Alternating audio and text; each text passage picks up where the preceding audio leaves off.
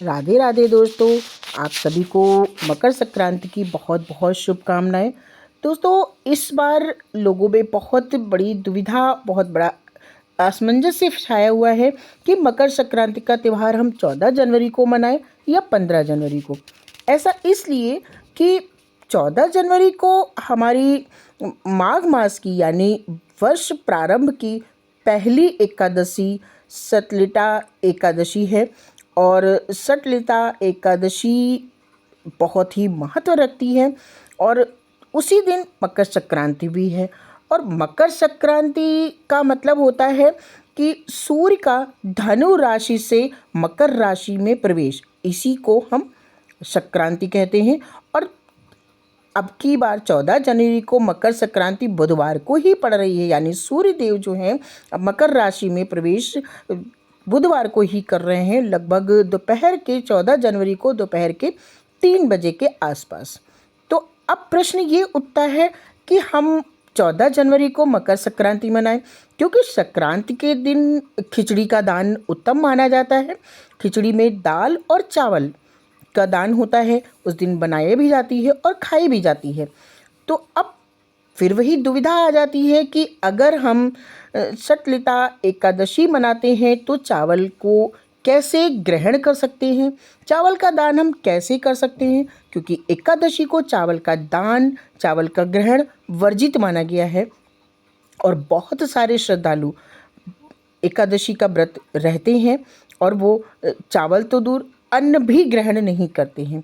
अब ऐसे में प्रश्न ये उठता है कि हम मकर संक्रांति 14 जनवरी को मनाएं तो कैसे मनाएं, क्योंकि उस दिन वर्ष की पहली एकादशी है और मकर संक्रांति भी है। सूर्य भगवान मकर राशि में प्रवेश कर रहे हैं। मकर राशि में प्रवेश करने के यानी उत्तरायण होने का मतलब होता है कि सूर्य भगवान की सीधी किरणें हमारी पृथ्वी पर आ रही हैं। ठंड कम हो जाएगी, सूर्य भगवान धीरे धीरे अपनी गर्मी का प्रभाव ज़्यादा देंगे पृथ्वी पर। तो फिर असमंजस बहुत बड़ा है कि मकर संक्रांति भी माघ मास की बहुत बड़ा पर्व है और वर्ष की पहली एकादशी सटलिता एकादशी भी बहुत बड़ी है, उसकी भी मान्यता वही है जो हमारी मकर संक्रांति की है। तो अब ऐसे में लोगों के मन में बहुत दुविधा है कि वो करें तो क्या करें। बात आती है कि मकर संक्रांति को जो दाल चावल की खिचड़ी का दान होता है, जो बनाकर ग्रहण की जाती है, वो कैसे करें, क्योंकि उस दिन एकादशी है और एकादशी को व्रत होता है, एकादशी को चावल वर्जित माने गए हैं। तो उसका पूज्य पंडित प्रदीप मिश्रा जी के कथनानुसार 14 जनवरी को 3 बजे यानी 14 जनवरी बुधवार को 3 बजे के बाद सूर्य भगवान धनु राशि से निकलकर मकर राशि में प्रवेश करेंगे और उसी समय वो उत्तरायण आएंगे। यानी 14 जनवरी को मकर संक्रांति का पर्व 3 बजे के बाद होता है और एकादशी प्रारंभ हो जाती है प्रातःकाल से। तो आप एकादशी का व्रत भी करें, यानी 14 जनवरी को जो सतलिटा एकादशी है उस व्रत को भी आप धारण करें। और उसके साथ साथ 14 जनवरी को संक्रांति होती है, सूर्य भगवान उत्तरायण में आते हैं तो उनका पर्व होता है, यानी मकर संक्रांति को भी मनाना है। तो आप उस मकर संक्रांति के लिए आप दाल चावल का दान ना करके आप तिल गुड़ का दान करें, आप फल का दान करें, आप सामर्थ्य अनुसार वस्त्रों का दान करें, कंबल का दान करें। उस दिन यानी 14 जनवरी को जब सूर्य भगवान उत्तरायण में आते हैं तो दान पुण्य का बहुत महत्व होता है। उस दिन किया हुआ दान अक्षय होता है और उस दान का कोई भी हानि नहीं हो सकती, वो दिन पर दिन बढ़ता है, इसलिए उस दिन का दान बहुत ज़रूरी माना जाता है। तो भक्तों, दोस्तों, आप लोगों से ये प्रार्थना है कि आप 14 जनवरी को मन में कोई भी दुविधा को ना लाते हुए अपनी एकादशी का व्रत का भी पारण करें, यानी व्रत भी धारण करें और उसके साथ साथ मकर संक्रांति का भी पर्व मनाएं और दान पुण्य करें अपनी सामर्थ्य अनुसार। सामर्थ्य के अनुसार दिया हुआ दान बहुत फलीभूत होता है। आप थोड़े से तिल और थोड़ा सा गुड़ का दान करते हैं, लेकिन श्रद्धा से, मन से, तो आपके लिए वही फल प्राप्त होता है जो आप लाखों करोड़ों के दान करने से जिनको मिलता है। अगर आपके पास सामर्थ्य है, आपको ईश्वर ने इस लिए बनाया है, इस तरीके का बनाया है कि आप गरीबों का पेट भर सकते हैं, आप भूखों को खाना दे सकते हैं। आप जो गरीब हैं, आजकल ठंड में आप देखते हैं गरीब बहुत ऐसे हैं जो ठंड से ठिठुर रहे हैं, आप उनको लिए कंबल दान कर सकते हैं, आप उनके लिए गर्म कपड़े बना सकते हैं, आप उन लोगों के लिए रहने की व्यवस्था करा सकते हैं, आप उनके लिए आग अलाव की व्यवस्था करा सकते हैं। आप अवश्य कराएं, और मकर संक्रांति के दिन ये सब कराना आपके लिए बहुत उत्तम होगा। लेकिन अगर आपकी सामर्थ्य नहीं है तो मन में अफ़सोस करने की या मन में दुविधा लाने की ज़रूरत नहीं। आप थोड़ा सा तिल और गुड़ का दान भी वही पुण्य प्राप्त होगा जो आपका ढेर सारा दान करने से। दान का मतलब होता है मन का दिया हुआ दान, यानी जो श्रद्धा से, जो भावना से दान किया जाता है, उस दान को दान माना जाता है और भगवान उस दान को ग्रहण भी करते हैं। लेकिन सिर्फ दिखावे के लिए बड़ी बड़ी चीज़ों का दान देना, खूब भंडारे लगाना, जगह जगह जा कर के अपने ख्याति के लिए दान करना, वो दान नहीं कहा जाता है, उस दान को सिर्फ दिखावा कहा जाता है।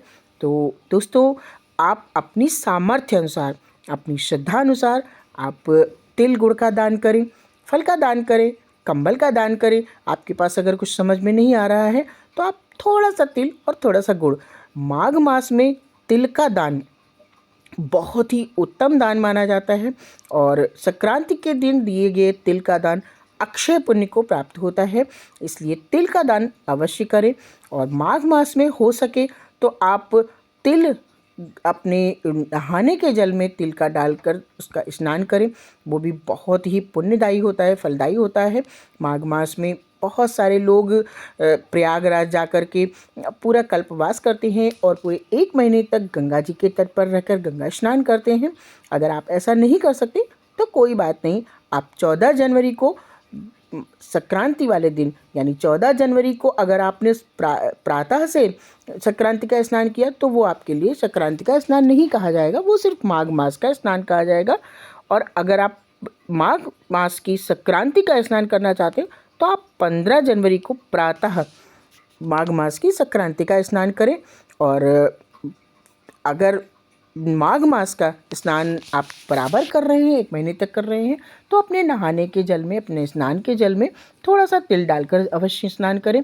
और संक्रांति का दान और संक्रांति की स्नान आप स्नान 15 जनवरी को कर सकते हैं, और संक्रांति का दान आप 14 जनवरी को ही करें, क्योंकि 14 जनवरी को दोपहर के 3 बजे से बुधवार को सूर्य भगवान धनु राशि से निकलकर मकर राशि में प्रवेश करेंगे, जिसको हम उत्तरायण बोलते हैं।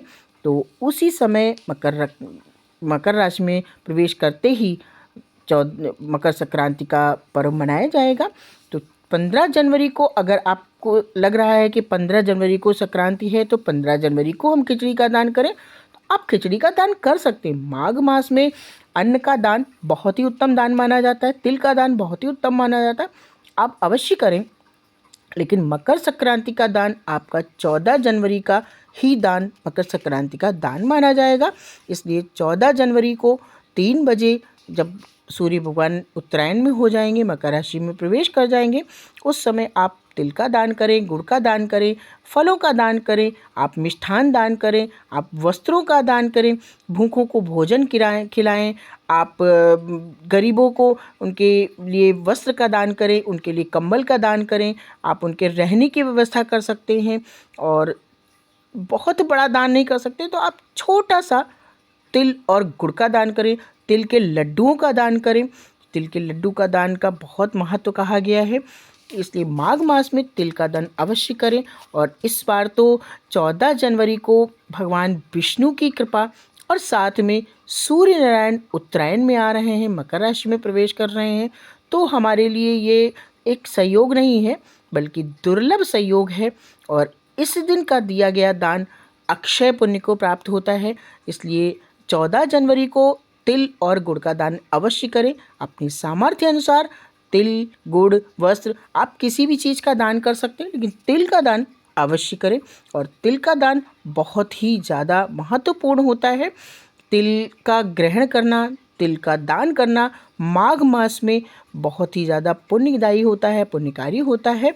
और सूर्य भगवान जब उत्तरायण में आ जाते हैं तो मौसम में परिवर्तन होने लगता है और सब ठंड थोड़ी थोड़ी दूर होने लगती है। उस समय जो खान पान होता है उसका भी बहुत ध्यान दिया जाता है। इसलिए खिचड़ी यानी दाल और चावल का सुपाच्य भोजन का ही ग्रहण करना प्रारंभ करना पड़ता है। इसलिए ही खिचड़ी का पर्व मनाया जाता है। और इस बार 14 जनवरी को आप खिचड़ी ना दान करके तिल और गुड़ का दान करने के बाद अक्षय पुण्य के आप प्रार्थी बने।